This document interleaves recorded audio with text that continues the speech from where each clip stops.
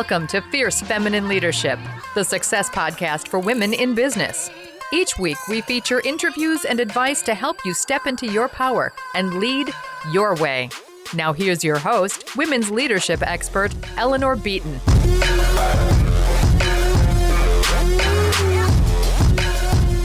Hello, Fierce Ones. Welcome back to another episode of Fierce Feminine Leadership. This is the podcast for ambitious women in business who are ready to step into their power, use their voice, and change the world. And I am dedicated to helping women reach the top, whether that's the top of your own entrepreneurial business or the top of a nonprofit or corporate organization. And speaking of large organizations, today we are talking about women on boards and specifically how you can get into a board seat yourself. And I can tell you, when it comes to really growing your business, increasing your skills, building powerful connections, nothing replaces the benefits of securing a seat on a board.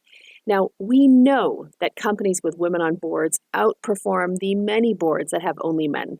And yet, despite the fact that women make up half the workforce, we occupy just 17% of board seats on the Fortune 500. Now listen, women on boards isn't only great for the companies themselves, it's great for women. It's great for you, for the powerhouse career that you are forging. So in today's episode, I'm going to share 3 tips that are going to help you secure your first board seat.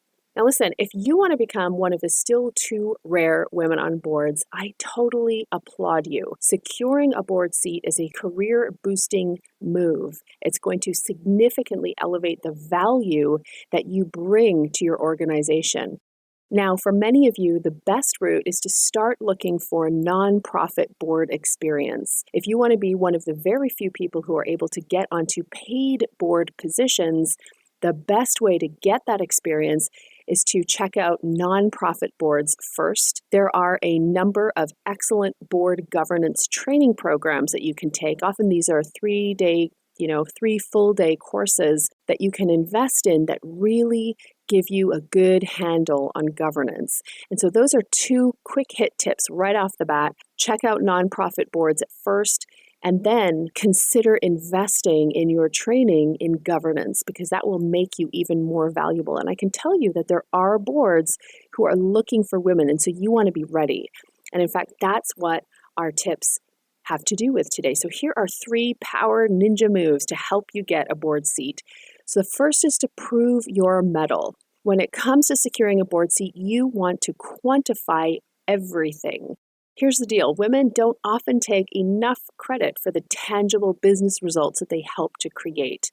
If you want to land a spot on a corporate board, that has to change. You must learn to take credit for the business results that you have driven, because that is the evidence that people are going to use to say, you know what, so-and-so has done this and done that. She's going to be a huge asset to our organization. I'm going to go ahead and nominate her for a board seat. So here's how you prove your mettle. I want you to go ahead and list your top 10 career highlights. What deadlines did you hit? What savings did you achieve? What sales did you help drive? These can be highlights that you have accomplished as part of a team. For each highlight, I want you to list what happened, what results were achieved, and what was made possible because of what you achieved. So it's not just what you achieved. The results are what is possible because of what you have achieved. That's the business result that you helped create. And that, ladies, is exactly what you need to start taking credit for and quantifying everywhere. Now, I have created a special worksheet for you to do just this. You can go to eleanorbeatonpodcast.com/11. And that's where you're going to be able to download your cheat sheet that's going to help you work through that exercise. The exercise that I've just shared. Second tip is to boost your financial knowledge. If you want a board seat, you have got to know your numbers. Take the time to learn how to read financial statements. Now, I have worked closely with some highly successful women in business who said that in the beginning of their careers, they were actually, intimidated by the number side of business and in fact did not know how to learn to read financial statements until well after everyone else assumed that they knew how to read financial statements. This is absolutely critical. Not only is financial knowledge critical for board members, it's also in high demand. Seats on audit committees of boards, for instance, are usually the hardest to fill. So for us, ladies, that means low-hanging fruit.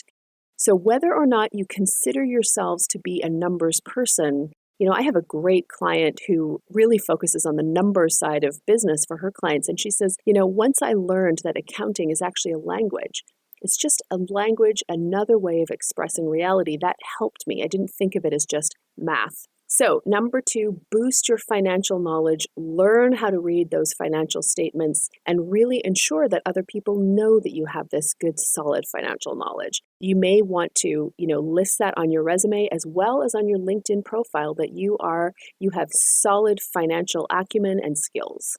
Number 3, build your network. So it's one thing to have the knowledge and experience, but that is not going to help you land a board seat if no one knows about you. I invite you to invest the time in cultivating a solid network and make it known that you are interested in a board position. The world needs more women on boards. And because women can struggle to toot their own horns and take credit for their business results, this is, I would say, one of the key things that I am working on with women when we are really crafting a powerful personal brand. I am really encouraging them to own their success and to take credit where credit is due. Because I see a lot of credit giving and I don't see enough credit taking. Because I know this is an inherent struggle for many ladies, I have created a simple tool that's going to help you do that. I want you to go to eleanorbeatonpodcast.com/11 and click the link, give us your email so we can know where to send the tool. And it's a one-pager, but what it does is it helps you list your highlights, but then understand how you translate that into business results. And it's the business results that you really want to be taking credit for, promoting, and understanding what you are driving, because you have to have a good handle on your value if you expect anyone else to. Thank you so much, ladies, for listening to another episode of Fierce Feminine Leadership. Until next time, stay fierce.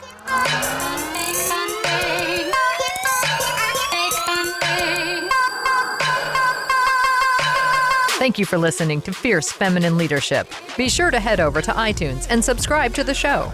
While you're there, leave us a fierce review. When you leave a review, your name is automatically entered into a monthly draw. Each month, we'll draw one reviewer to automatically receive a private coaching session with women's leadership expert Eleanor Beaton. So remember, head over to iTunes and subscribe to the show. Then leave us a review for your chance to win a private coaching session with Eleanor Beaton. Go to eleanorbeatonpodcast.com and sign up to get your free cheat sheet, the 5 critical leadership skills of 7-figure businesswomen. This free download will help you diagnose the exact skills you need to see major growth in your business and career. Head over to eleanorbeatonpodcast.com and get your free download today.